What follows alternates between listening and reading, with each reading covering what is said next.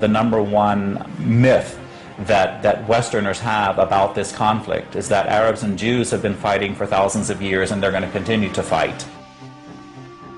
This is really quite bizarre because all it takes is a little bit of reading of history to find out that this just isn't true. There is no congenital historical enmity between the Arabs and the Jews. The Jews flourished in the Arab world at a time when they were being persecuted throughout all of Europe. At the end of the 19th century, because of anti-Semitism in Europe, European Jews began to try and figure out a solution to the Jewish problem. A very small minority adhered to Zionism, the idea that the only place in which they could be safe is within a Jewish state. Zionist Jews actually had a design on the land of Palestine, the idea of creating a homeland for Jews in the land of Palestine. And this is really the beginning of the conflict. The mainstream Israeli Jewish society believed, because that's the way they had been educated, that Palestine was empty, had been empty when the Jewish settlers came there. Who paid the price when they settled there? Is it really true that Israel was a land without a people for a people without a land? Palestine was not empty. It was a land populated by Arabs who had a high level of culture, high level of education. With farms and markets and towns and villages and roads and commerce and lots of interaction with the rest of the world. The population was overwhelmingly Arab.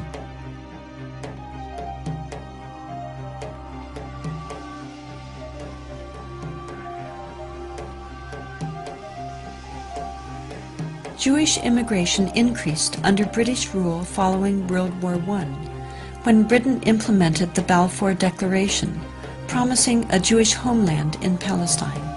This measure conflicted with Britain's previous promise of self-rule for Arab inhabitants throughout the region. Britain was basically extremely supportive of the Zionist movement. It helped to establish all of the structures of a state. At the same time, the Arabs of Palestine were denied the right of self-determination.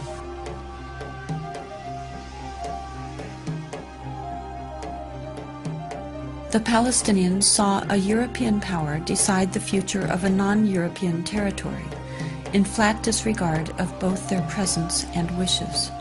In the 1920s, as land was being stripped away from local residents, the first clashes between Palestinians and Jews began, and would continue on for years to come.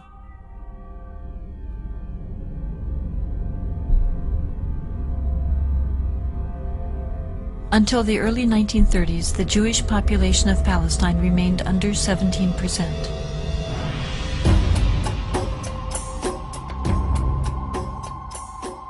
Hitler's rise to power in Germany completely changed that. In just 5 years, 174,000 Jews flooded into Palestine, doubling their population.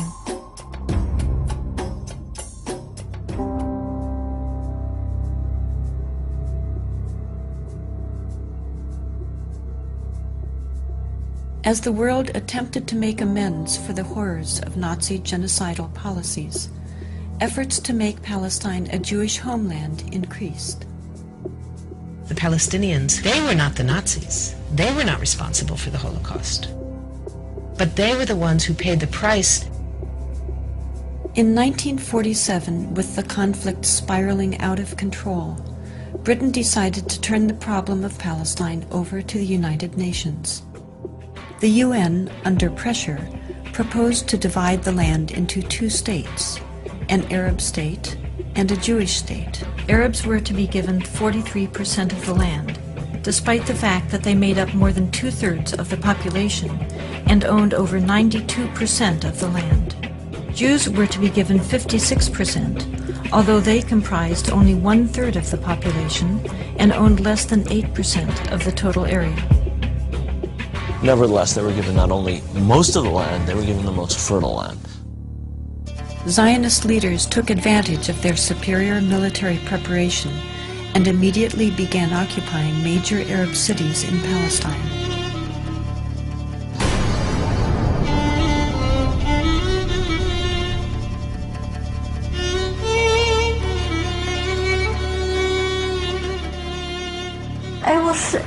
people that conquered Akko. When we were walking around, we entered the flat. There was a pair of shoes of a small child, maybe 2 years old. They didn't have time to put on the shoes, so they left the shoes and they ran away. They left everything.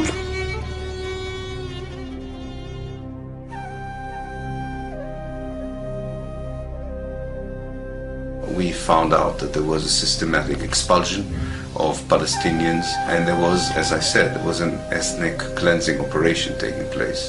The most infamous campaign was the massacre at the village of Deir Yassin, where over 100 men, women, and children were systematically murdered. هذا البيت كان متخبين فيه أنا وولادي وأخويا موسى. بكاليت هنا معيد أخوي موسى مشاكل نتونس بالله فيه. هذا البيت. أجي قال لما كنا بالبيت كنا مش كسر خبطنا الكنبلة وجينا صورتنا وبنت الصواب تمسح ولادي. وكان بعد ما راحت المراكة الحالة كانت تكسر الباب علينا وطلعونا. بدهم يقتلوا أخوي مسودة وفي على وجهها يقتلوا. وتناولت 250 ليرة من عدة.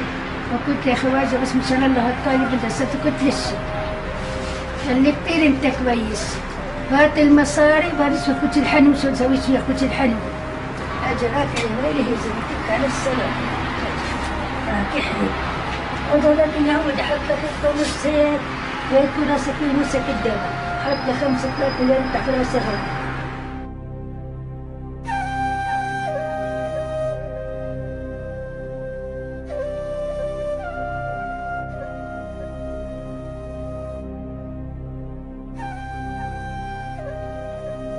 The ruthlessness of the attack on Deir Yassin drove fear and panic into the Palestinian population and led to the flight of unarmed civilians from their homes all over the country.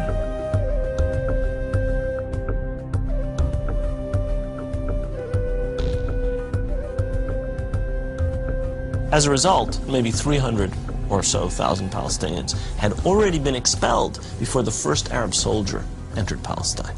Some of the neighboring Arab armies finally intervened after May 15, 1948, when Israel officially announced its statehood.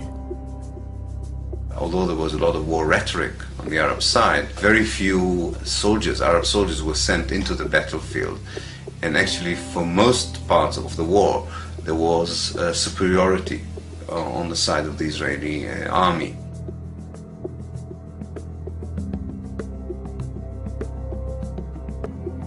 The new state of Israel encompassed 78% of the total land of Palestine. The West Bank came under Jordanian control and the Gaza Strip under Egyptian dominion. Most of the deserted and evicted Palestinian villages were erased from upon the earth and were either turned into Jewish settlements or into fertile land. Of the 500 Palestinian villages in what became Israel in 1948, 400 were destroyed. These efforts to destroy the possibility of their returning home were countered by the United Nations, which continues to affirm their human right enshrined in international law and morality to return. A Palestinian who had lost her land or lost his land as the result of the creation of Israel in 1948 cannot come back even for a visit. I can go back to Israel as if I were returning and claim immediate citizenship, having no historic tie, speaking no Hebrew, knowing no one in the country, having no family who ever was there. All that one needs is being Jewish, a religious group like any other.